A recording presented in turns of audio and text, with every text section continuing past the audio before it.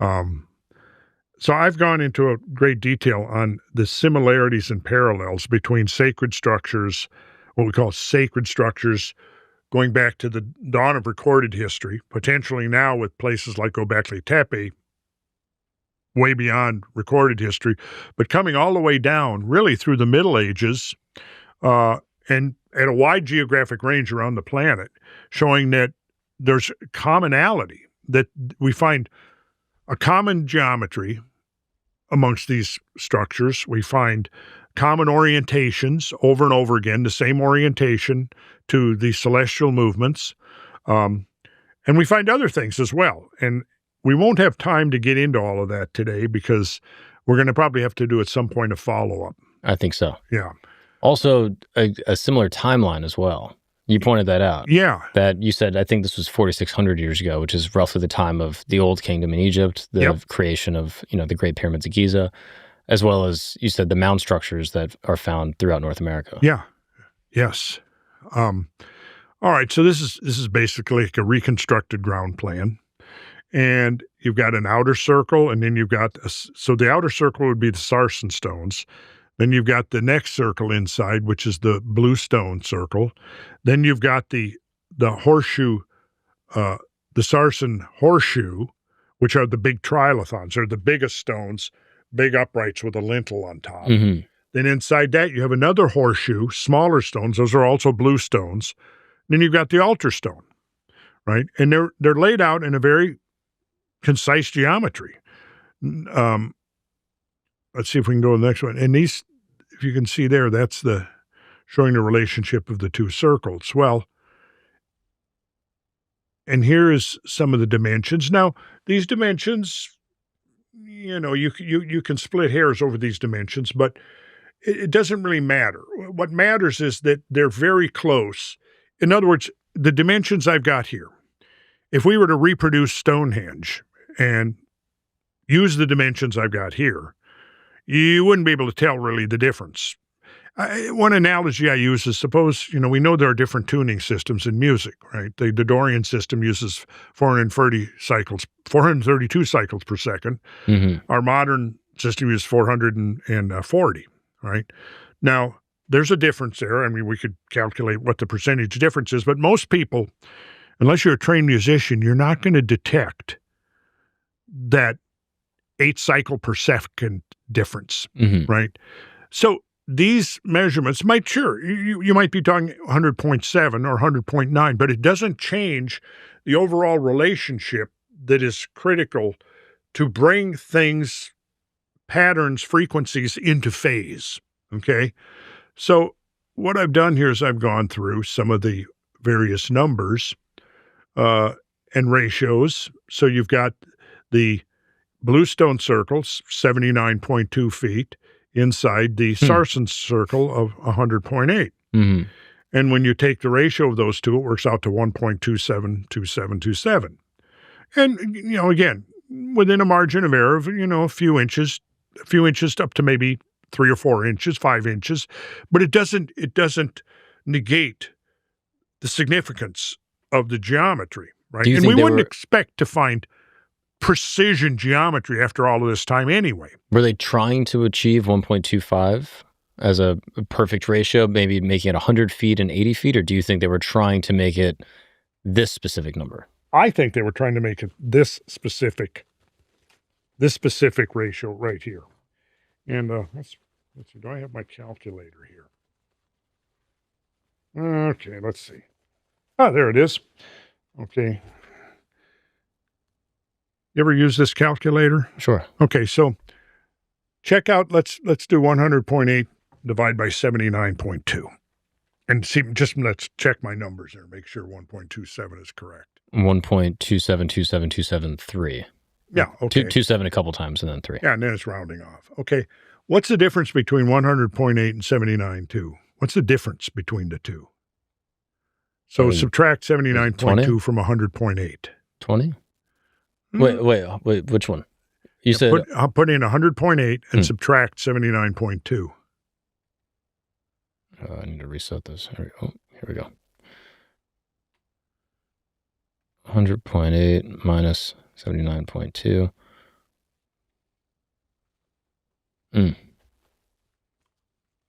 you get? 21.6. Okay, 21.6. And we've got 79.2.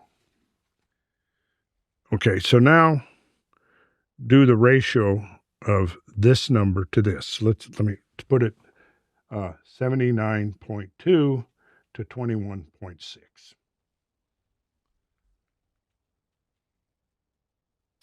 3.6 repeating. 3.6. Okay. All right. Now, let's see. We're trying something here. Put in 79.2. No, let's get rid of the decimal. Put in 7,920 and divide by 3.6. What'd you get? 2,200. 2,200? Did I do that right? Yeah, you're very close. Very close. But we've rounded off some numbers here. Let me see the calculator for a second here. Sure. Okay, so we had 79.2 divide by 21.6. 3.6 repeating. Okay.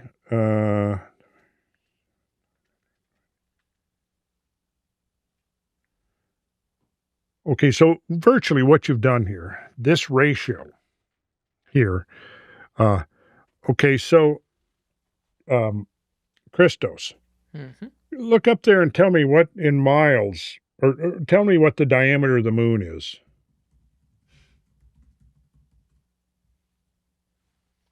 2159, 2,159 miles. Round numbers, what would that be? 2,159?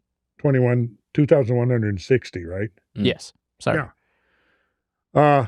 What is the mean diameter of the Earth? 12,742 kilometers, or in miles, it would be 7918. So Earth-Moon ratio right there. That's what that is. Within, a few miles. Right. But an astronomical.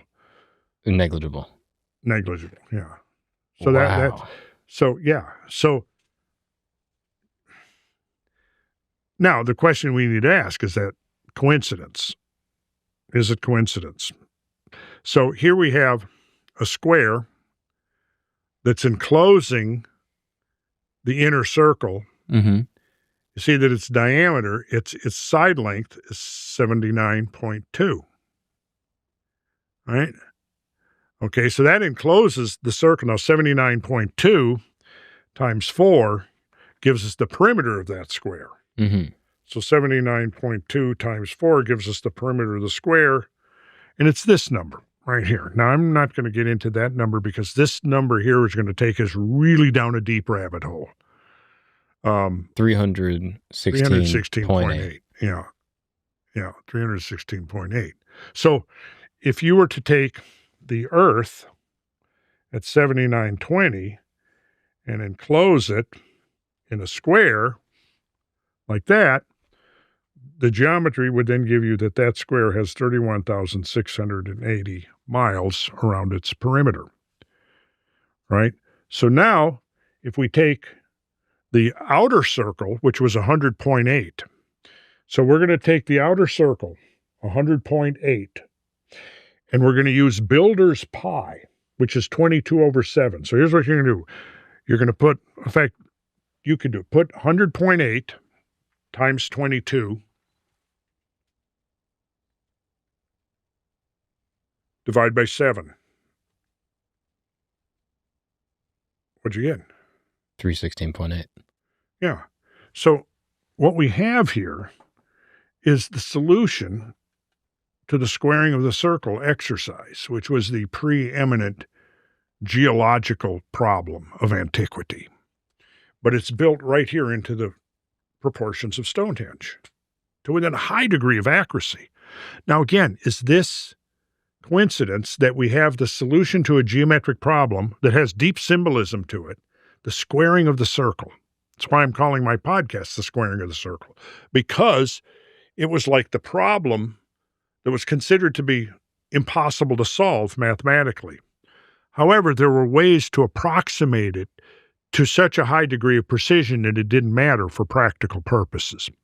Now, this is just the first level of diving into this geometry here that appears to have provided the template for Stonehenge.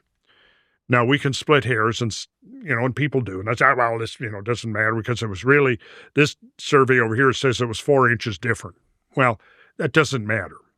It doesn't matter because I think what we're doing here is we're dealing with frequencies. And frequencies don't have to be exactly precise to get constructive interference or destructive interference. In other words, constructive interference means that one frequency will amplify another frequency rather than causing destructive interference. But it goes more than this. And add in, the so-called Seal of Solomon. Mm-hmm. And that has very unique geometries. And one of those geometries fits very nicely into the geometry of Stonehenge. And it gives us the radius of the blue stone horseshoe, the small stones inside. Now we fast forward 2,000 years, same latitude, almost exactly, east of Stonehenge. We find Glastonbury Chapel, or Glastonbury, England, Glastonbury Abbey, which was traditionally and through legends associated as one of the resting places of the Holy Grail. And on the east end of St. Mary's Chapel, of Glastonbury Abbey, is St. Mary's Chapel. And the ratio is of the length to width is 68.6 long to 39.6 in width. Oh, yeah, go ahead and put that in. 68.6. Divide by 39.6. 68.6. Divide by 39.6. Okay. You give it something very close to 1.73. Exactly. Okay, now if you square that, hit the little squaring button, you'll see what they're actually striving for. Oh, I'm sorry. I just lost it. Okay, say it one more time. Okay, so 68.6. 68.6. Divide by 39.6. And then square that, and you're going to see it's almost 3. Should be a little x squared button there. Where I lost it. Oh, this one right there. Okay, so there's your squared button. Yep. Oh, yeah, there it is, 1.732. Now I'll square it. And you see what it is, the square root of 3. That was one of the key geometric numbers we find embedded in ancient architecture all over the world, that particular ratio. Now, if the Earth's diameter, mean diameter, is virtually 7,920 miles, the radius of that circle would be half of that. Put 7920 and divide it by 2. 3,960. Divide that by 100. And what do you got there? You've got the side length, the width. Now, the legend is that this chapel sits on the site of the very first Christian church ever established by Joseph of Arimathea and his 12 disciples, who left the Holy Land post-crucifixion carrying the chalice to England, and they presented themselves to the pagan chieftain Arviragus, and Arviragus gave them 12 hides of land for him to establish the sacred precinct for the first Christian church. And at the center of this square of land, he built a small, round chapel. And that chapel was dedicated.